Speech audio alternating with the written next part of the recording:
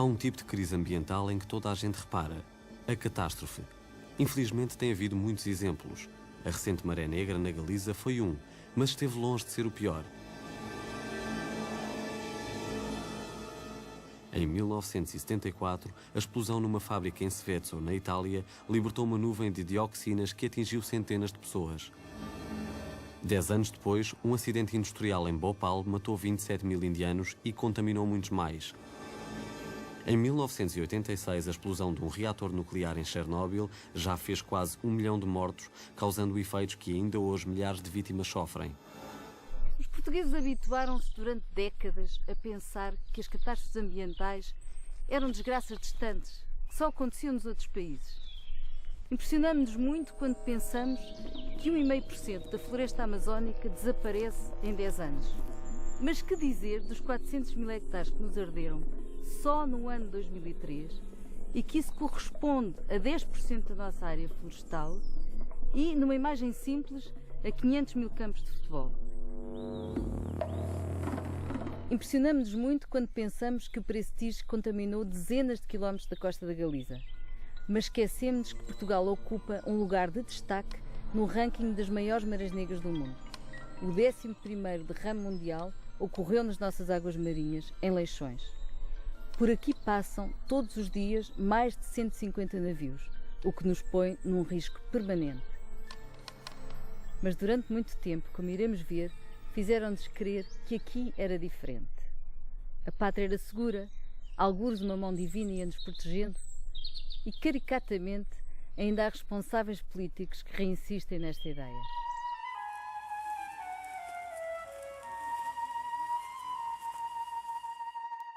Na RTP, as notícias e reportagens sobre desgraças naturais eram feitas num tom ora fatalista, ora épico e por vezes espetacular, como quando o vulcão dos Capelinhos entrou em erupção em 1957.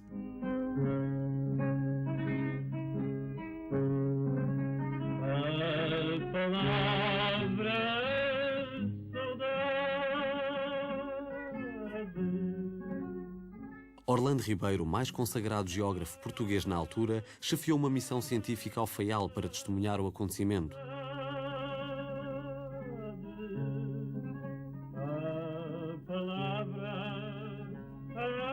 A Rádio e Televisão Portuguesa vai registar para os seus telespectadores algumas impressões do professor Dr. Orlando Ribeiro.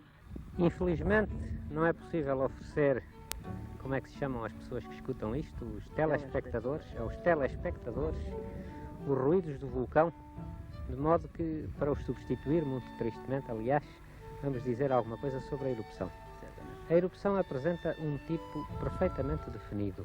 É uma erupção unicamente explosiva, emitindo grande quantidade de pedras de várias dimensões, algumas das quais chegaram a atingir a área do Farol dos Capelinhos, e massas de cinza muito consideráveis. A área das povoações de Capelo e de Norte Pequeno foi abundantemente fustigada por ventos que arrastavam cinzas e por aguaceiros de cinza que incomodaram bastante as populações e levaram a missão científica a aconselhar a evacuação desta área. Essa evacuação fez-se na melhor ordem, os prejuízos nas culturas foram avultados, os pastos para o gado desapareceram totalmente sob um manto negro de aspecto desolador, mas, enfim, tudo se fez na melhor ordem. Embora o fenómeno tenha sido tão grave que fez crescer a imigração, o cientista não escondia o seu entusiasmo. As pessoas que tiverem curiosidade venham, isto é um vulcão muito amável, muito agradável para os turistas, abundantemente frequentado por todas as pessoas da ilha e do arquipélago e do continente, enfim, é uma atração mais a juntar, a acrescentar àqueles motivos que hoje fazem viajar as pessoas. Se uma erupção vulcânica é um fenómeno excepcional, o mesmo não se pode dizer dos naufrágios. A costa portuguesa sempre foi palco de tragédia. Navios atirados contra os rochedos, temporais que derrubavam a casa dos pescadores, o pão, o teto, a própria vida, tudo sujeito a desaparecer de um momento para o outro. Mas quando os locutores da RTP falavam dos pescadores, era num tom exaltado, de saga trágico-marítima. 6 horas e 20 minutos da madrugada de quinta-feira, 16 de janeiro de 1913. Exatamente na penaria em frente da praia e da Capelinha da Boa Nave ao norte de Leixões, veio cravar-se um grande paquete. O navio encalhado e em muito perigo era o Veronese, um nome de tragédia, um nome de epopeia. Era da praça de Liverpool. O guarda fiscal de vigia na área, número 220 da 2ª Companhia, deu o alarme. Havia 300 vidas em perigo. SOS! SOS! Os poveiros correram, fizeram sair o salva-vidas e puseram-no no comboio. O patrão Lagoa comandava. Rema, rema forte!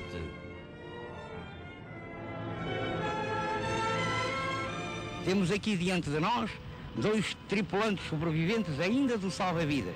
Vão falar para a rádio-televisão. Ouça, lembra-se bem dessa data? Lembro-se, senhor. Lembra-se do naufrágio do Veronese? Sim, senhor. Os de levarem daqui o navio, levarem aqui o salva-vidas Sim, senhor. para lá, Sim, senhor. no comboio. No comboio, sim. E Vossa Mercê também se lembra? Lembro-se, senhora. E lembra-se que não os queriam deixar ir para o mar. Não, senhora, não sabe. E o vosso patrão foi para o mar com vocês e fez uma grande obra, salvando muita gente, não é verdade? É verdade. Vosso Mercê recorda isso durante toda a sua vida, não é verdade? Sim. Foram condecorados, não é assim? Sim, senhor. Então, muito obrigado por terem falado para a televisão e nós temos muito prazer em apresentarmos ainda estes 2 velhos lobos de mar da Póvoa de Varzim. Se a costa tinha os naufrágios, o país interior tinha as cheias. No inverno, a chuva fazia transbordar os rios. Catástrofes rústicas de um país à mercê da natureza. Bem ao contrário do que sucedia lá fora. Imagens de desgraças maiores, quase bizarras, iam chegando à televisão portuguesa.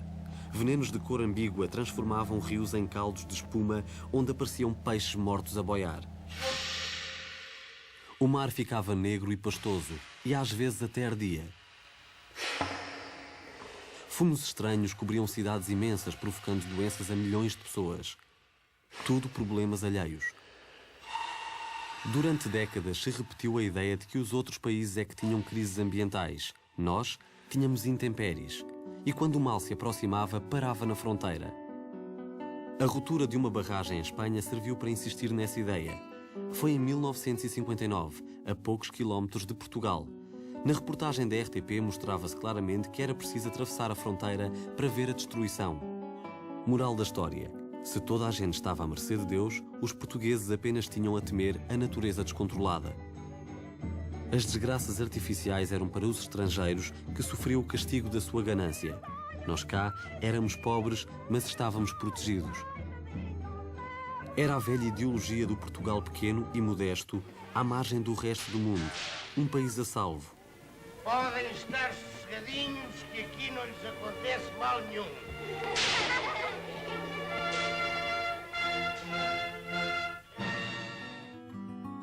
As cheias não alarmavam o país porque eram cíclicas e as populações ribeirinhas estavam acostumadas. Mas nas cidades, sobretudo em Lisboa e arredores, já havia quem alertasse para o perigo de a água dos rios não escoar. Se nós destruirmos esse equilíbrio ou através das margens artificialmente construídas por betão ou por qualquer material impermeável, se, por outro lado, destruirmos a própria vegetação dessas margens e se, principalmente, não revestirmos e não defendermos as bacias de recepção das águas pluviais, evidentemente que criamos condições terríveis para todos nós. No fundo, todos acabamos por sofrer essas consequências, mesmo que elas não sejam imediatas, mesmo que sejam a longo prazo. Infelizmente, não foi preciso esperar muito. Logo no ano seguinte, a zona de Lisboa teve cheias de dimensão inédita.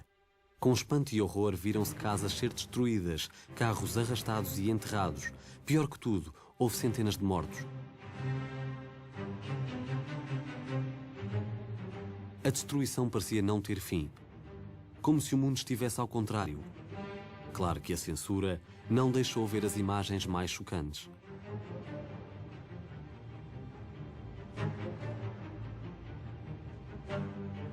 No rescaldo da tragédia, um presidente da República consternado visitou os locais e lamentou as vítimas.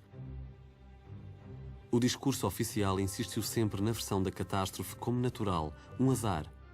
Mas os caprichos da natureza eram só parte da história. Aqueles lençóis de água e lama haviam arrastado casas edificadas em leito de cheia, ou seja, a tragédia tinha causa humana. Ribeiro Teles voltava a insistir nos seus avisos. nós temos que fugir de urbanizar em extensões muito grandes, em extensões muito amplas, nas zonas com grandes declives. Porque não? Porque estamos a criar condições de velocidade de escoamento das águas de tal forma violenta e grande que nos pontos críticos, quando chegarem os esgotos aos vales, afluem grandes caudais ao mesmo tempo que provocam, evidentemente, a inundação nesses vales. Suponhamos ainda que esses vales estão, por sua vez, construídos também. E então encontramos agora a construção humana a comportar-se como diques que rebentam e que provocam a retenção das águas nesse vale. Foi exatamente isto que se passou em 1967, por exemplo, no Olival Basto.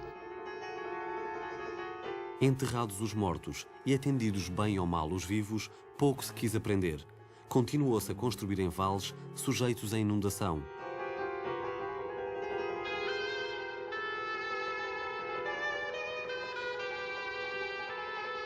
As grandes cheias regressaram à zona de Lisboa em 1983.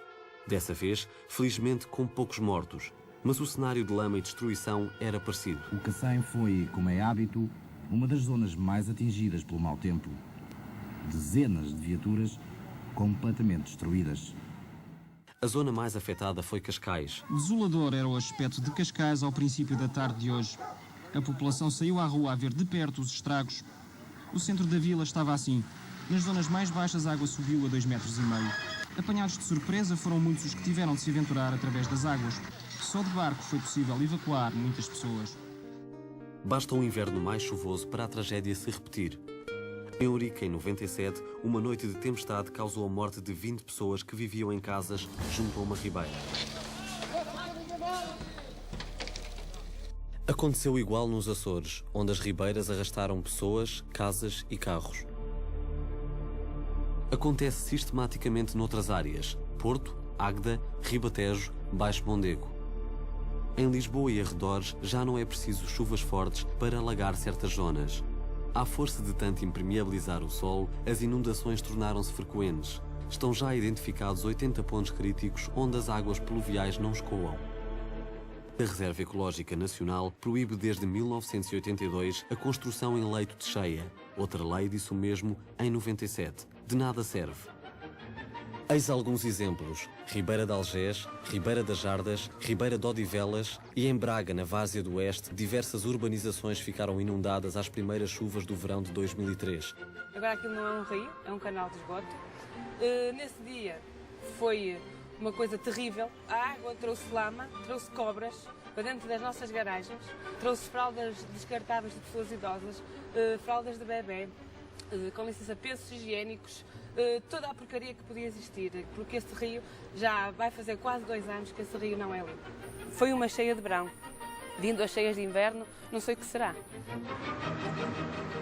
Lamentavelmente, mantêm-se atuais as palavras de há 30 anos. As inundações das áreas urbanas e principalmente das áreas suburbanas são em grande parte fruto de quê? Fruto da falta de planeamento, da inépcia, da ignorância e da incompetência. Continua a ganância, continua a inépcia, continua a incompetência e acrescentamos até, talvez, a procura de um cenário fictício para a água.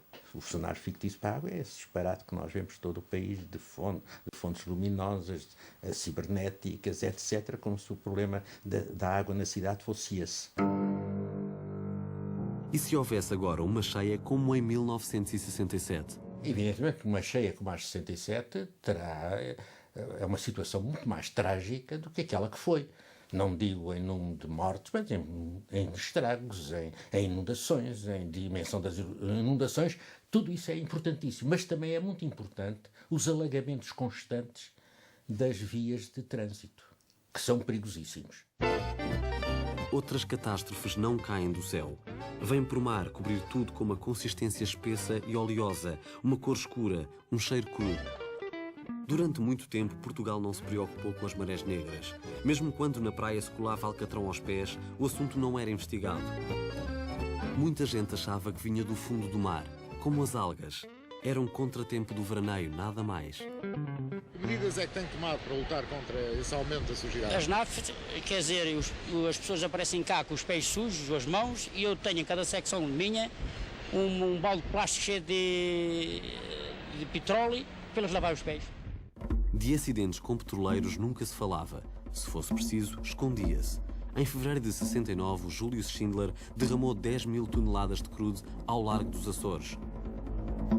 Foi logo a seguir ao célebre acidente do Torrey Canyon, mas a RTP ignorou o assunto e os jornais pouco disseram.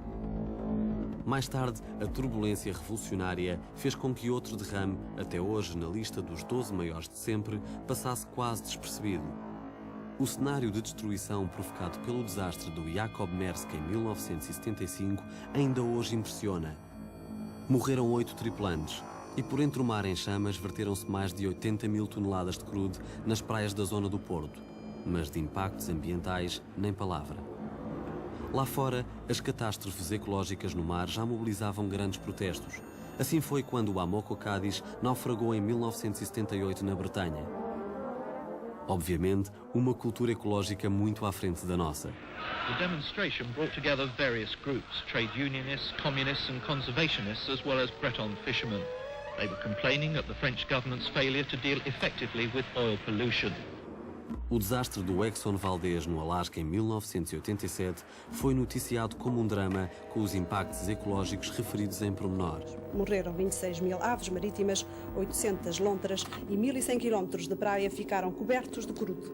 Por cá a preocupação era sempre desdramatizar por causa do turismo. Assim, em 1989, quando o petroleiro Marão derramou 6 mil toneladas nas praias de Sines, a Maré Negra desembarca nas praias do concelho de Odmira e mata em especial os crustáceos. Pescadores e hoteleiros falam de um verão pobre. Morreram milhões de crustáceos, mas os efeitos sobre os ecossistemas nunca foram estudados. Aliás, nem sequer se sabia bem o que havia antes.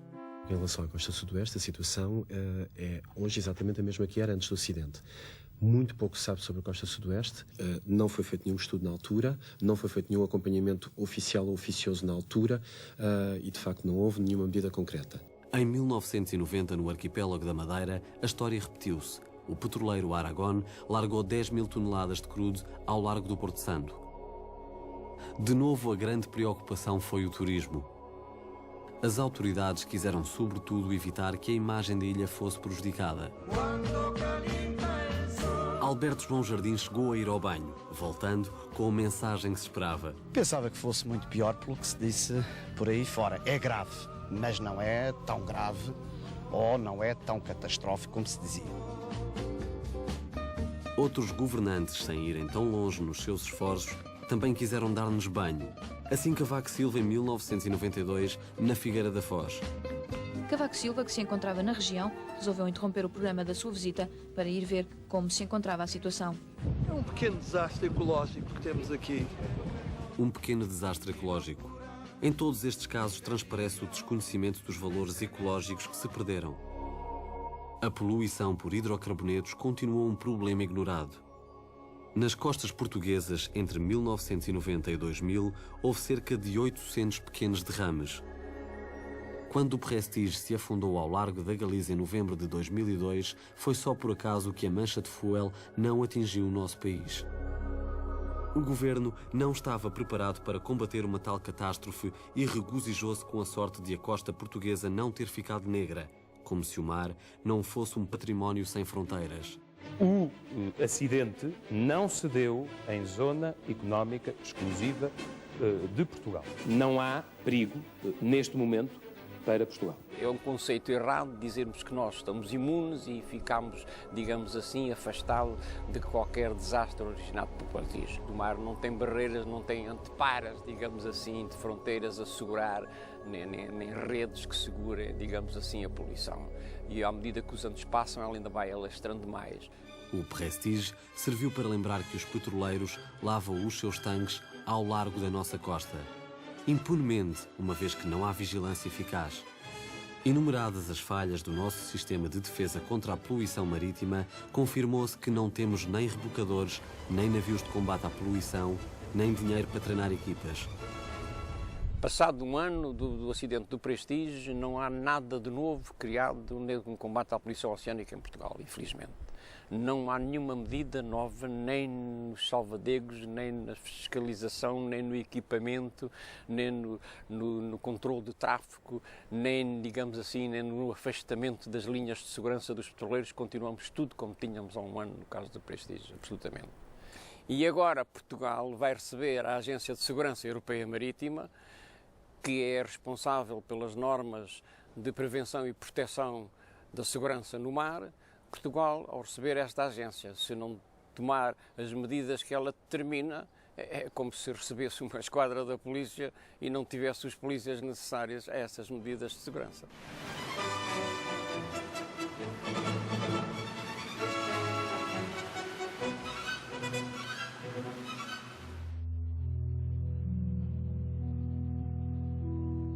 A mais grave de todas as catástrofes ambientais é a nuclear.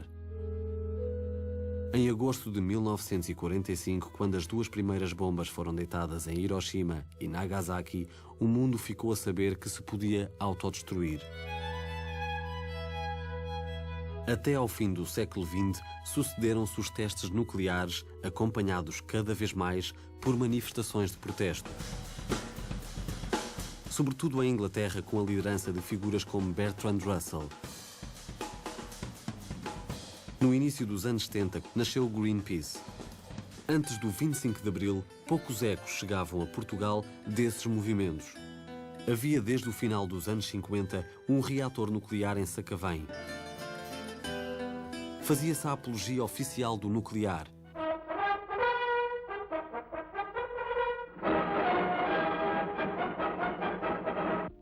O Presidente da República visitou a exposição Átomos para a Paz, que se mantém aberta no Instituto Superior Técnico até ao dia 11 de novembro.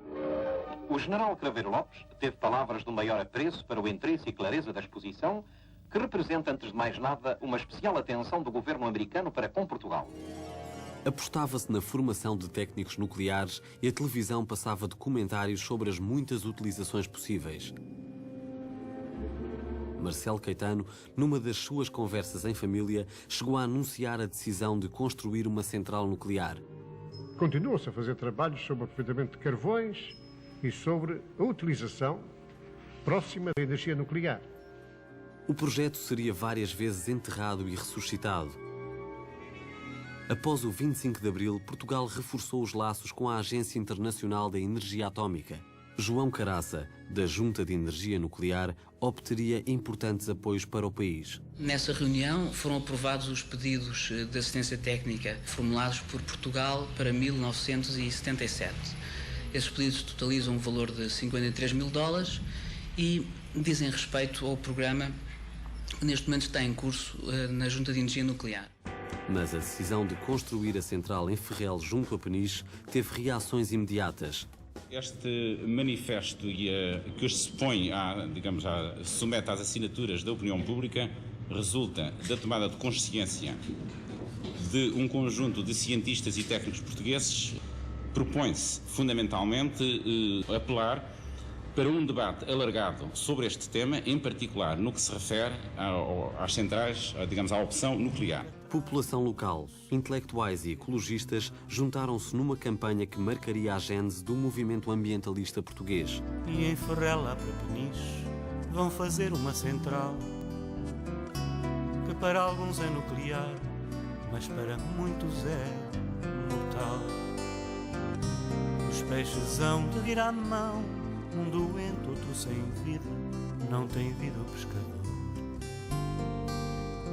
Ferrel, do ponto de vista da segurança, do desenvolvimento, do próprio ordenamento do território, era um erro. E os anos que se passaram apenas vieram confirmá-lo, cada vez mais.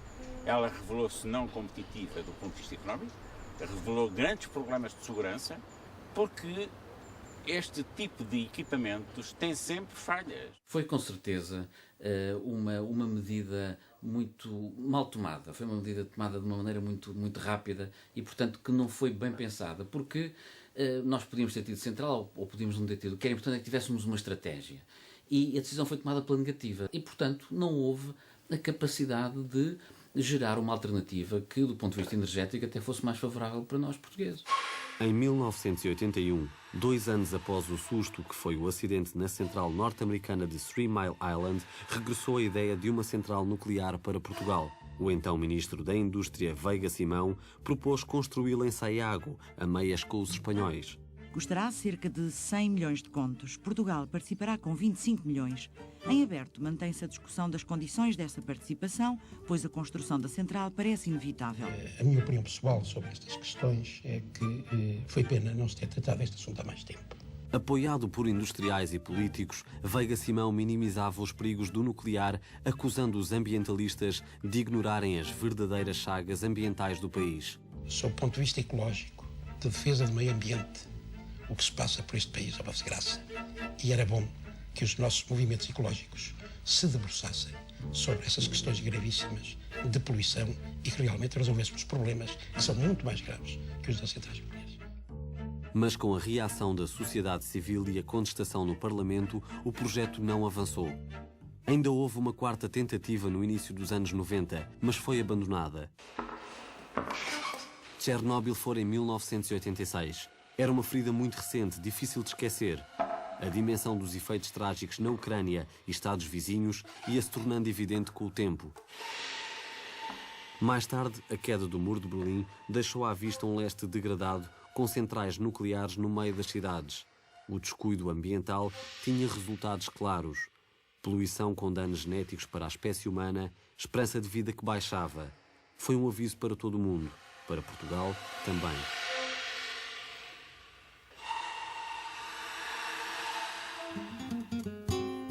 No rescaldo de Chernobyl, os espanhóis tentariam instalar uma lixeira nuclear a 1 km da fronteira de Trás-os-Montes, em Aldeia d'Ávila. A população duriense reagiu. Portugal não é lixeira da CE. Não ao nuclear, sim à vida. Foi a voz ouvida esta tarde na Praça da Ribeira do Porto. Uma manifestação sem bandeiras partidárias. Simbolicamente, uma urna de vinho do Porto, que por maiores que fossem as garantias, perderia internacionalmente a sua imagem de marca, foi deitada ao Douro. Estes casos mostram que os portugueses não gostam do nuclear. Contudo, a vigilância não tem sido muito ativa. É verdade que não temos centrais em território nacional, mas existem 9 centrais espanholas, algumas nas margens dos rios internacionais. As centrais nucleares espanholas, do ponto de vista da segurança, são tão espanholas como portuguesas, não é? Aliás, viu-se isso muito bem com o acidente trágico de Chernobyl, não é? Um acidente na Ucrânia e que afeta imediatamente populações e territórios tão longe dali, por exemplo, a Suécia. A central de Almaraz, por exemplo, teve vários incidentes nos últimos anos. Os próprios alcaides espanhóis vivem assustados com ela. E depois há o eterno problema dos resíduos. Um dos problemas do nuclear é o fecho do ciclo. O que é que se faz aos resíduos? Sempre se prometeu que estavam para breve, até hoje não se resolveu. No caso dos espanhóis, Almaraz é um caso típico, os resíduos são guardados na própria central. E digamos, acaba por atingir os limites do armazenamento. Portanto, os resíduos em Espanha acumulam-se sem solução, até hoje. Também não tem sido muito ativa a vigilância nas minas de urânio da Urgeiriça. Apesar da situação dos resíduos ser caótica, crianças e adultos podem circular por lá à vontade. Foi preciso o alarme do urânio empobrecido para se começarem a fazer medições aos solos. Verificou-se que os valores de radioatividade são 20 vezes superiores aos normais. É proibido usar as águas, mas estas são aproveitadas para a rega e até para beber. Houve ali urânio e dizem que agora vem assim meia coisa esquisita, não é? A água. Só que as pessoas ao mesmo tempo têm medo de beber. Mas a gente com a fé da Senhora das Fontes, a gente bebe à mesma. Porque a Senhora das Fontes também tem o poder dela, também pode nos fazer um milagre, não é? Eu acho. Antes do nuclear, as estratégias nacionais em matéria de energia já não queriam saber de milagres. A fé ia toda para essas vastas operações de domagem da natureza chamadas barragens. As barragens, baseadas em sérios estudos e integradas em planos de conjunto, começam a suceder-se em ritmo desconhecido até aí pela nação. Com a lei da eletrificação dá-se o passo decisivo. Aperta-se uma cadeia de grandes empreendimentos hidroelétricos, cuidadosamente planeados e magistralmente executados por engenheiros, técnicos e operários, experimentados e competentes como os melhores. O sonho audacioso de alguns homens que acreditaram nas virtualidades económicas dos nossos cursos d'água toma corpo nestas centrais complexas. Daqui irradia a seiva que alimenta uma indústria em franca renovação e progresso. Elas representam, assim, bases valiosíssimas para a melhoria do nível de vida da gente portuguesa. Os mais diversos domínios da atividade nacional beneficiam já da obra de aproveitamento dos rios portugueses. Tornaram-se produtivos campos incultos, nasceram novas indústrias e garantiram-se condições de expansão às indústrias existentes. E isto significa mais trabalho assegurado, mais pão e mais conforto. Tudo objetivos importantes, mas o consumo crescente de energia tornou as barragens insuficientes. O país virou-se para outras fontes, sobretudo o carvão e o petróleo, mas pouco tempo depois, o mundo pela primeira vez teve de encarar a hipótese de os poços esgotarem. Com espanto, ouvimos as notícias de que, na América, mais de 300 postos de gasolina encerraram. E, no entanto, isto era previsível. Em 10 anos, de 1959 a 1969, consumiu-se tanto petróleo quanto se consumira num século, isto é, desde a perfuração do primeiro poço no Texas em 1859. A crise petrolífera transformou-se em crise económica geral com racionamento. O preço dos combustíveis aumentou em flecha, o alarme era geral e atingindo por vezes contornos delirantes, como se vê pela crónica que José Augusto enviava de Paris. Mesmo o plástico que imitava crocodilo vai possivelmente passar a ser mais oneroso do que propriamente a pele do próprio bicho. E quando aqui há tempos se pensava que se poderia fazer bifes à base de petróleo, hoje a coisa vira-se ao avesso e pensa-se fazer petróleo partindo de bifes de vaca. Portugal também foi atingido, e na pior altura. Contando com as reservas petrolíferas das colónias, o país fizera grandes investimentos. Construíra-se a refinaria de Leixões, tinha-se começado Sines. Apostara-se na reparação naval de petroleiros. Quando o preço da gasolina disparou e houve que racionar, a surpresa foi grande. Surpresa e contrariedade, pois o automóvel privado era uma coisa recente. Ainda por cima, havia outras limitações.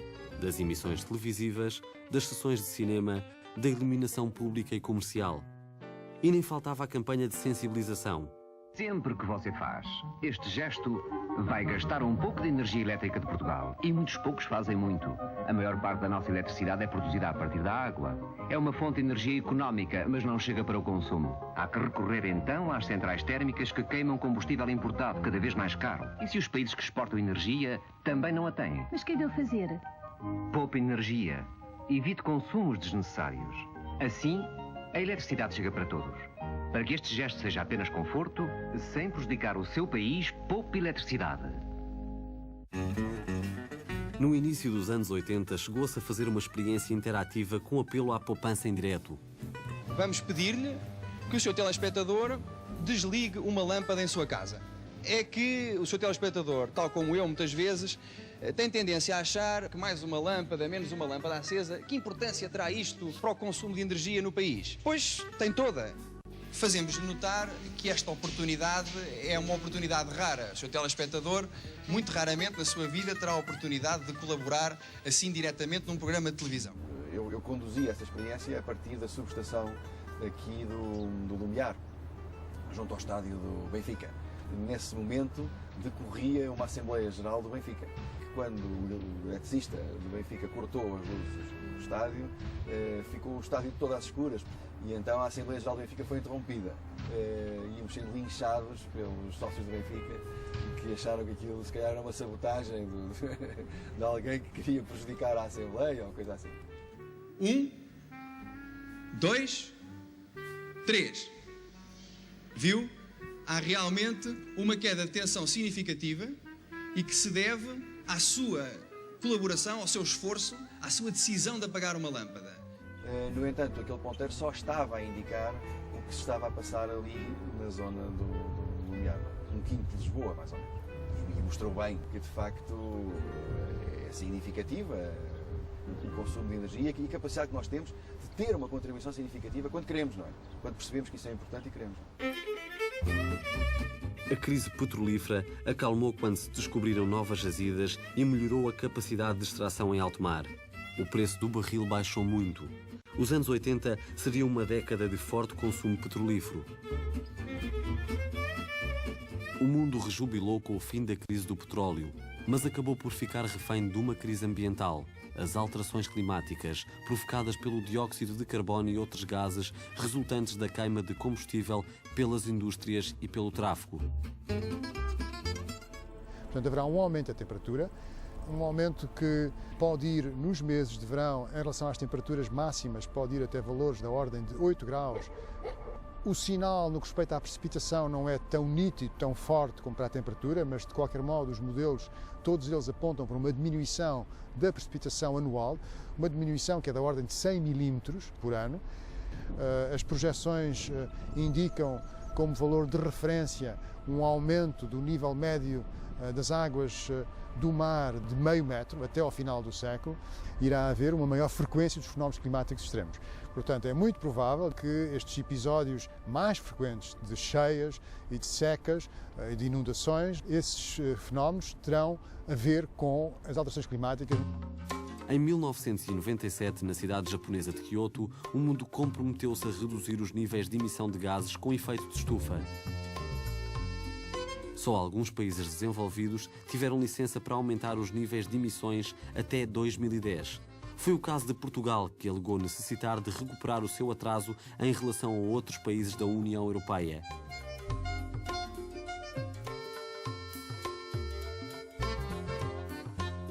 Em 2000 e 2002 já tínhamos ultrapassado bastante os limites e o atraso mantinha-se.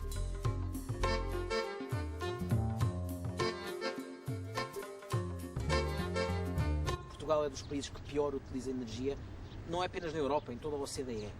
Nós gastamos energia por tudo quanto é sítio. Os prédios são mal construídos, não são bem isolados. Havia um esforço enorme a fazer do lado da gestão da procura de energia, da melhoria, do aumento da eficiência energética. E depois temos o setor dos transportes. Não é possível continuar a não apostar a sério nos transportes públicos. Temos 3 aeroportos grandes em Portugal continental, nenhum deles está ligado ao caminho de ferro. Esta situação energética de ineficiência e dependência é uma espécie de catástrofe silenciosa. Até a nível económico, pois quase 90% da energia que consumimos vem do petróleo, carvão e gás importados. Além disso, o Protocolo de Kyoto obriga a compra de créditos de poluição para os países que ultrapassem a sua cota a partir de 2005.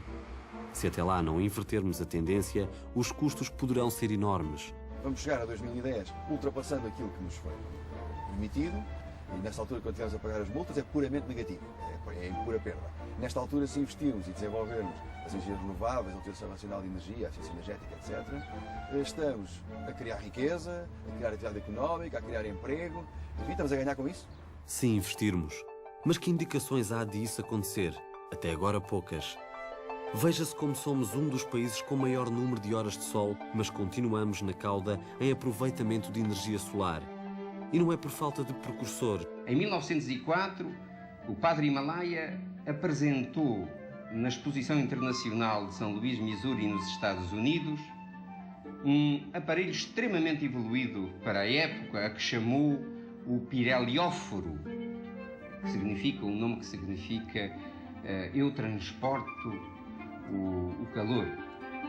E nesse aparelho, que tinha cerca de 80 metros quadrados de superfície, formada por 6.117 espelhos dispostos na superfície de um paraboloide, que concentrava os raios solares numa fornalha, conseguindo-se atingir as temperaturas extraordinárias de 3.500 a 3.800 graus Celsius, bastante para fundir qualquer metal conhecido. Um país especialista em desperdiçar talentos não soube apreciar o invento do padre Himalaia. Durante muitos anos, a imagem das energias renováveis era entre o andótico e o lunático. Engenheiro Guerra, este pipeline, o que é? Serve para transportar a porcaria que vem dos pavilhões para um tanque de recepção onde se vai acumular toda a porcaria que é produzida pelas galinhas. De todos os pavilhões. O gás que sobra. Já está feito um pedido à Direção-Geral da Energia para autorizar o engarrafamento e a sua utilização, quer em viaturas, quer para substituição de gás butânico, que também se utiliza aqui. Quer dizer que as viaturas aqui do aviário passariam a andar na rua à custa das galinhas também. Exatamente. Sem gastar dinheiro nos postos de gasolina. Exatamente. Resumindo e em 2 palavras, as galinhas aqui, além de porem ovos como este, uma vez ligadas à instalação elétrica cada casa, dão à luz com uma corrente de 30 kW/hora.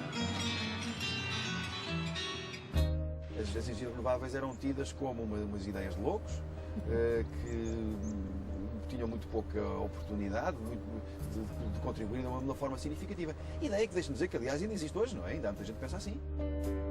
Mas a mentalidade vai evoluindo, lentamente. Portugal é um país que é rico em recursos naturais de energia, ao contrário do que as pessoas pensam. Não temos petróleo, mas temos sol. Temos chuva, temos vento. Os painéis solares podem satisfazer uma grande parte das necessidades de água quente que é necessário para as nossas casas, para os duches, etc. O vento, podemos ter cerca de 4.000 megawatts em funcionamento e que vão substituir importações de fuel, importações de gás natural ou de carvão para produzir esta eletricidade. Hoje em dia já existem projetos de energia eólica e solar em Portugal. Surgiram finalmente alguns incentivos financeiros para as empresas. O país está obrigado pela União Europeia a produzir quase 40% da eletricidade por meio de fontes renováveis. Mas bastarão medidas destas para evitar os efeitos do aquecimento global? Os cientistas apelam a uma grande redução no uso de combustíveis fósseis, mas os efeitos das alterações climáticas já chegaram e vão piorar no futuro. A nossa costa sofre uma erosão pronunciada, está em risco de perda de terreno em cerca de 67% e com este aumento do nível médio do mar, os impactos serão certamente bastante negativos. Mas há outros setores, como por exemplo dos recursos hídricos, o facto da precipitação diminuir vai ter impactos sobretudo nas bacias hidrográficas do Sul, no Guadiana e do Sado, e estas alterações têm impactos nas florestas, nos fogos florestais, e assim o risco meteorológico de incêndio vai aumentar muito. Em 2013 houve já uma antevisão desse aumento. Durante 2 meses, cerca de 10% da nossa área florestal foi destruída pelos fogos. A dimensão da catástrofe não foi produto de qualquer fatalidade ou azar. Foi resultado de um processo de décadas, com causas em parte naturais, mas sobretudo humanas. Os incêndios sempre foram um fenómeno sazonal, algo que em termos mediáticos faz parte do nosso verão, tal como a época balnear, a volta a Portugal ou as férias dos políticos. De vez em quando os fogos ganham mais destaque por causa da tragédia humana. Assim aconteceu no caso do grande incêndio que devastou a Serra de Sintra em 1966, vitimando 26 soldados.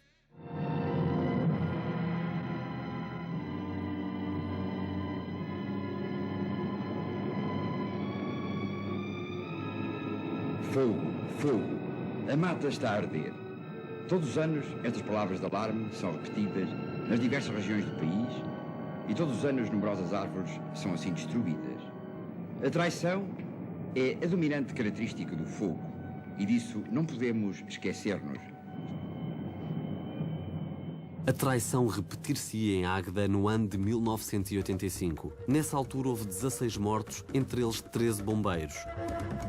Em 2013 as mortes foram 20. Aliás, a destruição da floresta tem piorado sempre. Veja-se um balanço feito em meados dos anos 80. Todos os anos, no mundo, se perde uma área florestal equivalente à área do nosso país. Mas, entre nós, no ano 74, o fogo destruiu 32 mil hectares. Em 75, 82 mil. Em 76, 21 mil. E adiante. Sousa Veloso continuava a enumerar os números de terra queimada até 1986 e fazia a média. Isto corresponde a uma destruição anual de 45 mil hectares. Se ele se mostrava horrorizado com a destruição anual de 45 mil hectares, o que diria hoje sabendo que só em 2003 arderam 440 mil? Embora os políticos se desculpem sempre com o calor, a extensão dos incêndios tem a ver com o desordenamento florestal. a começar pelos erros dos anos 40, quando várias áreas de pasto foram substituídas por monoculturas de pinheiros bravos. As monoculturas são sempre um erro, seja qual for a espécie que é introduzida, primeiro porque não é de facto na natureza assim que as florestas acontecem e sobretudo porque quando se aposta tudo numa única espécie também se perde tudo de uma única vez. Aconteceu isso com o pinheiro bravo, aconteceu isso com o eucalipto e esperemos que no futuro, digamos, essas lições se compreendam e se não volte a repetir o mesmo erro. Nos anos 70 foi a vez dos eucaliptos. Nessa altura, o Banco Mundial defendia que Portugal plantasse 500 mil hectares, mas plantou-se muito mais. Sobretudo nos anos 80, as empresas de celulose foram invadindo o país com eucaliptos. A opinião pública reagiu com o apoio de alguns políticos e de cientistas prestigiados, como o agrónomo Castro Caldas. Eu tenho uma grande consideração pelo lince da Serra da Malcata. O lince da Serra da Malcata nada o convence a fazer o seu ninho ou de levar a sua companheira para um eucaliptal. Uma área muito grande, muito extensa de eucaliptal, não encontramos população permanente, não encontramos casas, nem hortas, nem uma fonte onde se possa matar uma sede. Onde houver eucalipto, afastam-se camponeses, afastam-se os gatos, os cães, os passarinhos, os bichos, os lagartos, tudo. As associações ecologistas assumiram a luta contra o eucalipto recorrendo a formas mediáticas de contestação, como prenderem-se aos tratores em Serpa. Outros casos, como em Valpaços e a Boboreira, tiveram contornos mais violentos. Mas pelo lado da indústria, as pressões eram enormes. Havia uma clara ligação entre o poder político e as celuloses. Quase todos os diretores-gerais da floresta durante os anos 80 e mesmo alguns governantes vinham de empresas de celuloses e para lá regressavam quando eram substituídos por outros ex-funcionários das empresas de celuloses. A florestação do país andou nessa altura a reboque das papeleiras, levando à sua frente a desertificação populacional da chamada província. A área de plantação foi sempre crescendo. O eucalipto tornou-se a árvore mal amada, não apenas por haver sido plantada em locais inadequados e em extensas monoculturas, como por andar associada a uma indústria poluente e mal cheirosa. Com ou sem razão, foi-se também associando os fogos florestais à plantação de eucaliptos. Os pequenos proprietários martirizados pelas chamas nos seus pinhais eram assediados para vender o terreno às celuloses. Há quem se apresente no rescaldo do fogo a propor a compra das terras a preços muito abaixo do seu valor real. Uma empresa do Caima, o que é isso? E fala-se numa outra empresa dos lados de Águeda. Mas eram empresas de celulose? Sim. Só para empresas de celulose, não havia outra explicação. E possivelmente para plantar eucaliptos. Mas vocês não venderam? Não venderam nem vendem. O povo já está mentalizado para não vender. Havia quem beneficiasse muito com os fogos, pois o preço da madeira queimada descia substancialmente. Alguns indivíduos corajosos falavam em negócio das chamas. Já o ano passado fui incomodado por determinadas declarações que eu fiz à imprensa e à rádio. Eu acredito que sim, que no meio disto tudo haja negócios por trás disto tudo que está a passar no nosso país e que nós cada vez vamos ficando mais pobres porque a floresta está a arder. O retrato robô dos alegados beneficiários do flagelo das chamas começou a aparecer. E não eram apenas empresas ligadas ao setor florestal, como os madeireiros e as celuloses. Também os construtores civis tinham muito a ganhar. Fomos reclamados para combater um incêndio na nossa área de intervenção. E a determinada altura, um dos cavalheiros que lá estava aproximou-se e pediu-me para não o combater porque queria urbanizar e porque a área era uma área de zona verde e, por conseguinte, não urbanizável. Se ela ardesse, haveria toda a possibilidade de urbanizar. Vários incêndios no Parque Natural de Sintra-Cascais foram notícia por motivos que ultrapassaram a sua dimensão. Ficou no ar a ideia de que teriam servido para eliminar obstáculos à construção. Em 1989, surgiu uma lei a proibir mesmo a construção em áreas queimadas. Mas se isso salvou alguns terrenos, não levou à redução global do território afetado. E nos anos 90, até houve um grande boom nos incêndios.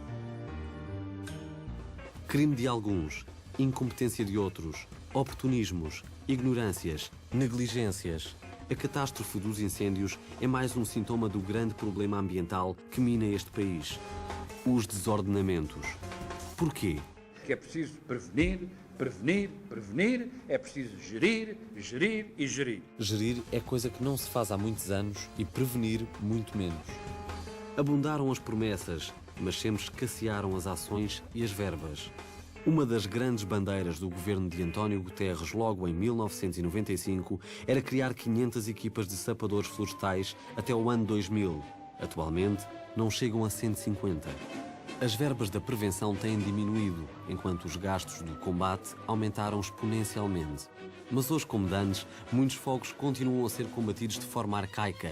Imagens como estas repetem-se há décadas.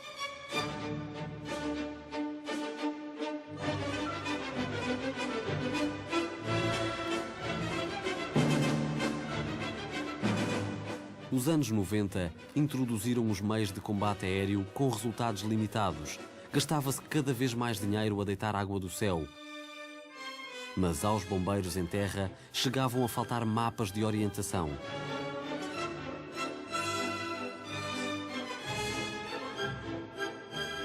Atualmente gasta-se mais do dobro que no início dos anos 90 e, no entanto, arde mais floresta. A tragédia dos incêndios de 2003 não foi um azar. Foi o corolário de um conjunto de erros que se acumularam. Mas o maior erro é dizer todos os anos as mesmas coisas e nada fazer para as alterar. Seja nos incêndios, seja nas marés negras, seja nas cheias, nada de concreto e continuado tem sido feito para evitar situações de catástrofe. Uma coisa, porém, é certa. Não se pode continuar a alimentar a crença de que Portugal está imune às calamidades que só ocorrem em outros países desenvolvidos. Elas são as mesmas, só que num país mais pobre e, por isso, com consequências muito mais graves. O que o país tem tido nas suas catástrofes é a resposta à letra que a natureza dá à incúria da sua administração. Na floresta, por exemplo, a natureza agredida já está a fazer o seu trabalho. E a administração?